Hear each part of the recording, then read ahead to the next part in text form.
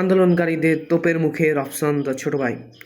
আন্দোলনকারী শিক্ষার্থীদের তোপের মুখে টিএসসি থেকে পালিয়ে গেলেন আলোচিত কন্টেন্ট ক্রিয়েটর রফসান দ্য ছোট ভাই। তিনি বর্তমানে বেশ সমালোচিত তার কর্মকাণ্ডে। এমন আরেকবার দেখা গেল শিক্ষার্থীদের আন্দোলনে।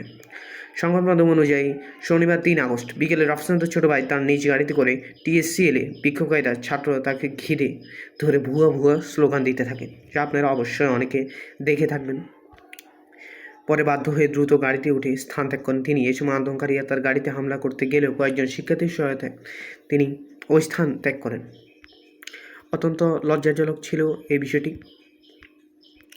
আন্দোলনকারী এক শিক্ষার্থী বলেন, সে এতদিন পরে অ্যাটেনশন নিতে এসেছে। আমরা এর কৈফিয়ত চেয়েছি, এতদিন পর কী করতে এসেছেন। শনিবার 3 আগস্ট বিকেল 3টার পর সঙ্গীত শিল্পী ও সঙ্গীত অনুরাগীরা রবীন্দ্র সরোবরে জড়ো হতে থাকেন। এরপর তারা র্যালি করে শহীদ মিনারের উদ্দেশ্যে যাত্রা শুরু করেন। এই প্রতিবাদ কর্মসূচিতে যোগ দিয়েছেন পার্থ বড়ুয়া, মাকসুদুল হক, মানাম আহমেদ, বাপ্পা মজুমদার সহ আরও অনেকে।